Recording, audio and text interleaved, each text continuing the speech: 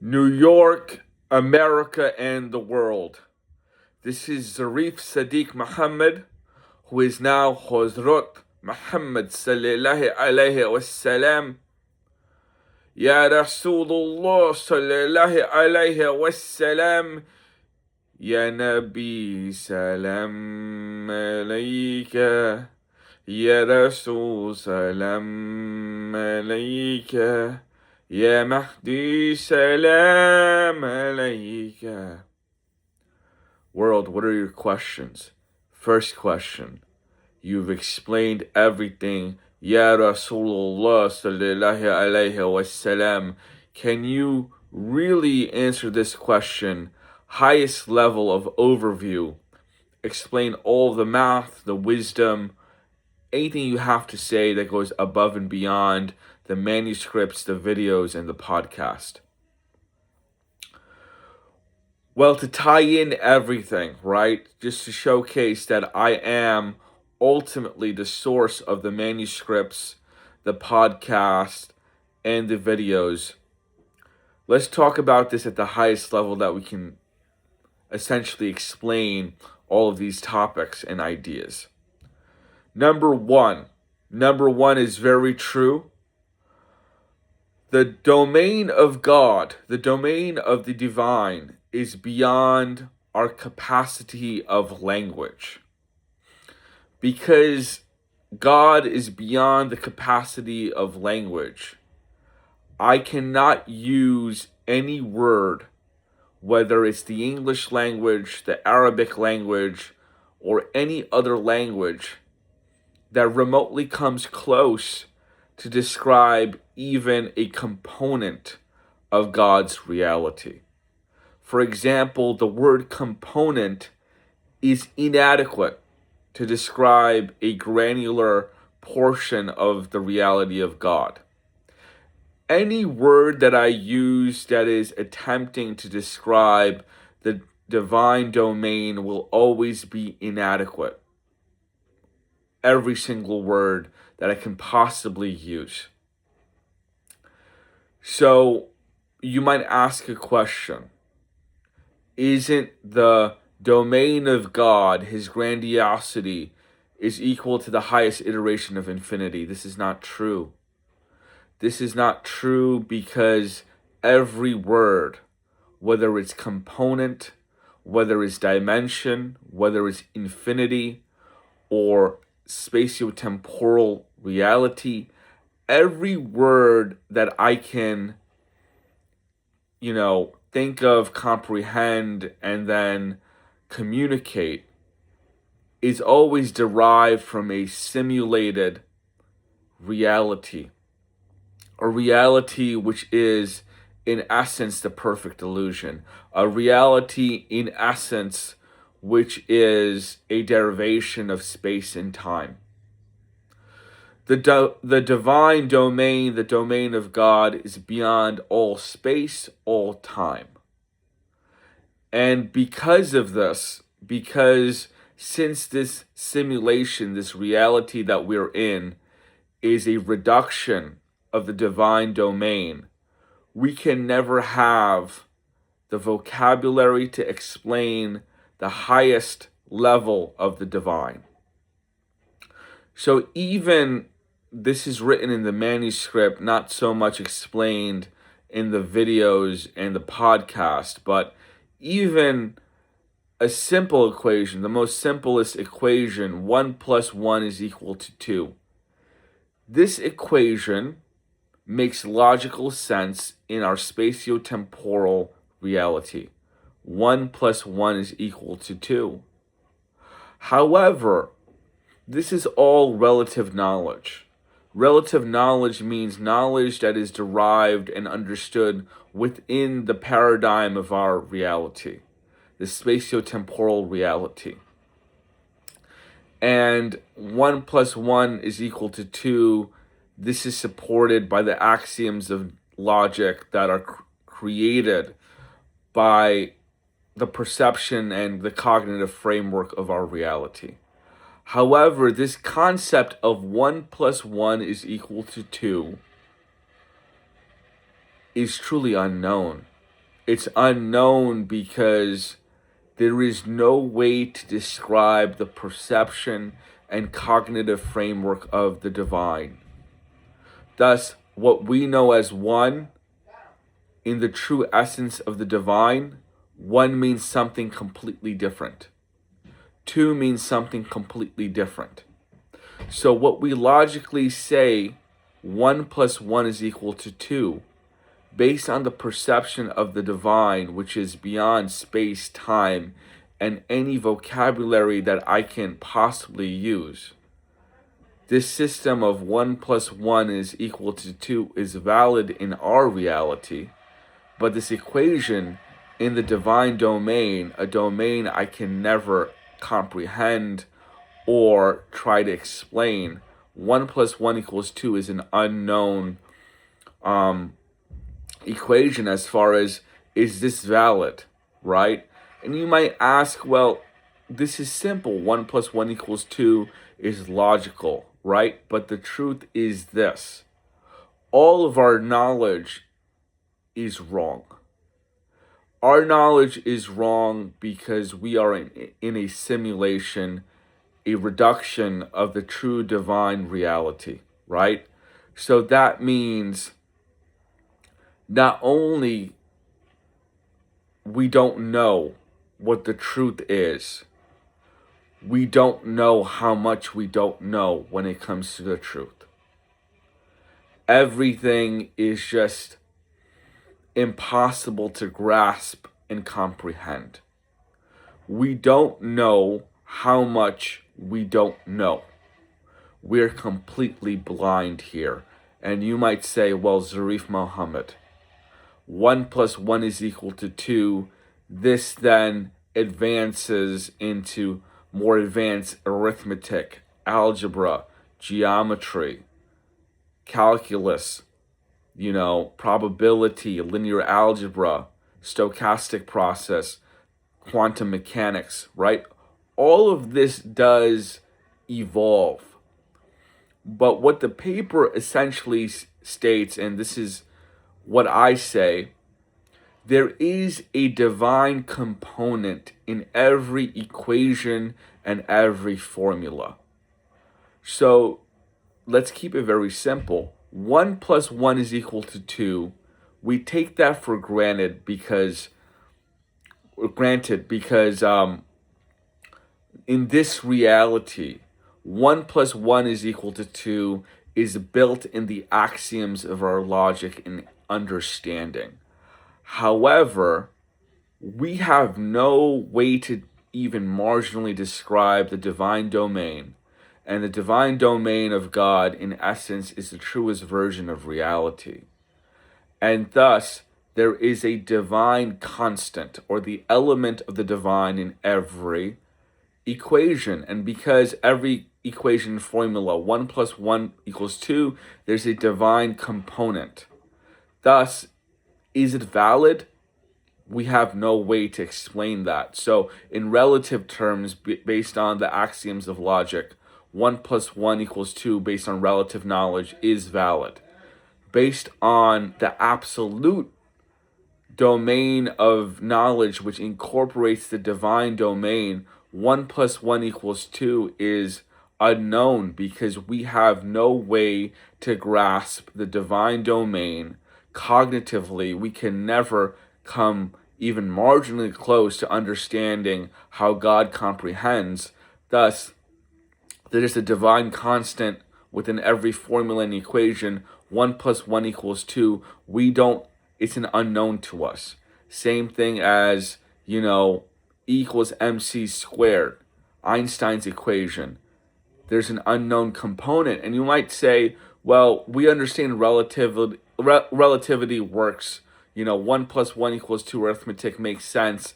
But the truth is, because this is a simulation that has been orchestrated and created by the divine, yes, relatively, linear spatiotemporal derived equations, whether it's arithmetic, algebra, kinematics like acceleration, momentum, potential energy, all of these equations, whether it's mechanics, electricity, applied physics, does make sense, right? We can test things that are applied. Yes, this is true, but everything by essence is a miracle of God. And that's why we might understand and take it for granted the relative knowledge, right? Engineers can build buildings, they can create computers, architects can create skyscrapers, right? Because we're using knowledge which in essence is spatiotemporal, and in this reality we can apply that knowledge. That is true. In application, applied mathematics, physics, and engineering, it works out. But the truth is, it works out based on relative knowledge, right? Relative to this reality, our perception and our comprehension, our cognitive awareness allows us to build things, engineer things, right? That makes sense. But the truth is, when you incorporate the absolute and the relative, you understand that there is a component of the divine which invalidates all forms of logic. Even 1 plus 1 equals 2 is understood as the truth in this reality. But when we incorporate the absolute and the reality of the divine domain, there is a divine constant in everything, which proves everything is a miracle. Everything in essence is a miracle. Since the beginning, there was a miracle, right? And everything is created. The biology, the chemistry, the physics, all of that is created in a certain way, right? The human eye, the brain, the synapses, the human heart, all of our organs, the biology, right? Cells, mitochondria, DNA. Then we talk about atoms, electrons, protons. All of this has to be orchestrated by a creator, an all-knowing creator, and everything is held and cherished in a way. When I say the word cherished, Allah, God, Yahweh, Elohim is our Lord. And He makes sure, for example, the dimensions are intact. We take it for granted that we have 3 dimensions of space, 1 dimension of time. These dimensions do not collapse. The atomic structure within our bodies and within our reality does not collapse. Why don't the electrons just dissolve and move away? Why don't the spatial dimensions and the temporal dimensions just disintegrate? That could have happened based on probability, but every moment is a miracle because God, keeps our reality intact.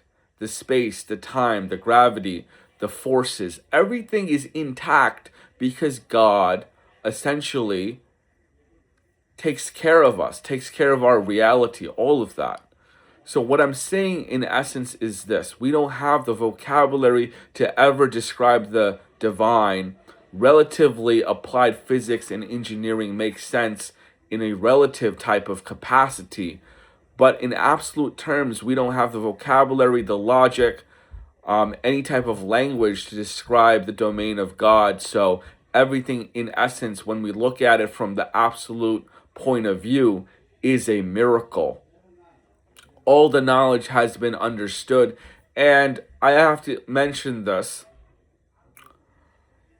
Even the end point of heaven, even if we were to move fast forward 100 billion trillion years in heaven, would we have the vocabulary to explain the domain of God? The truth is, we will never have that vocabulary, because heaven is also a reality that is a derivation of space and time, and anything spatiotemporal is part of a simulated reality. We will always live in a simulation. To be a creation means you live in a simulation, and God's ultimate divine domain is what? Is grand and supreme, and thus even in heaven, even if as a species we evolved and elevated our stature and knowledge in heaven for 100 billion trillion years, because heaven is a reality derived from space and time. There are an unlimited number of unknowns, and we have no idea of what we don't know. We're completely blind. Unlimited number of unknowns, and we don't know what we don't know and how much we don't know. So we were always completely blind. God is all-knowing, and we know nothing. Because God is all-knowing in absolute terms, and in absolute terms, we all know nothing, there's a common denominator. That means we all know nothing in absolute terms. We're nothing compared to God. Allah, we are nothing compared to you. Yahweh Elohim. Allah, we are nothing compared to you. So I'm sorry if you're Mr. Elon Musk, Mr. Warren Buffett, Mr. Bill Gates, Mr. Brian Greene, Mr. Neil deGrasse Tyson. What I have to say is Mr. Edward Witten and whoever the scientists are, whoever the most, the greatest thinkers of our era, the greatest philosophers, the thinkers, the entrepreneurs, the CEOs, the scientists. What I'm saying is this, from an absolute standpoint, including myself, Zarif Muhammad, we know nothing. We're completely blind. We don't even know how much we don't know. From an absolute standpoint, yes, from a relative standpoint, there is a hierarchy of humanity when it comes to intelligence and wisdom. But what is the truth? The Quran is divine revelation. This society has to be built based on the backbone of the Quran. The Quran, in essence, dictates our laws, dictates our morality, dictates what we believe in, because the Quran is statistically proven as the divine word of God, Allah, Yahweh Elohim. And because of that, everything has to be derived from the Quran, whether it's our laws, our regulations, our morality, our culture, has to be derived from the Quran. Islam is not just a religion, it's the only data-driven truth. And because it is the data-driven empirical truth, we all have to be Muslim. We have to be loving. We have to be considerate of one another. We have to be generous. Please give money to each other. Please be loving. Please show each other emotional support. Please seek wisdom. Work hard. Be generous. Be hardworking. Be the best person you can possibly be. Every intention is deliberate righteousness. Be as righteous as you can be.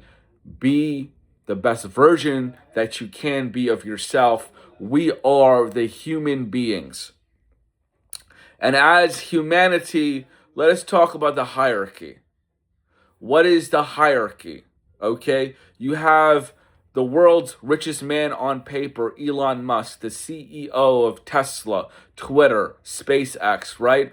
Above Elon Musk, the 13 families, the Rockefellers, the Rothschilds. Above them, the papal families, right? You have the white pope, the black pope, the gray popes, the Maxima family, Orsini, Farnese, Medici. You have the papal families that connect their bloodline to the Roman Empire. Then you have bloodlines to the Babylonian Empire, the bloodline of Nimrud, the king of Babylon, the ancient king of Babylon. His bloodline still exists, and those are the rulers that are human, right?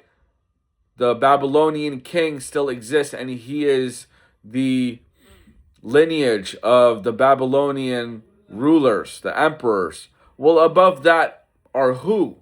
The jinn, the Anunnaki, the reptilians, the different species of jinn, right? They're shapeshifters. Those people are above the human oligarchy and the emperor of the world, all of them. Well, I'm trying to tell you this. Zarif Muhammad, the Imam Mahdi, sallallahu alayhi wasallam, has defeated the jinn in logic. The Anunnaki don't run the world anymore.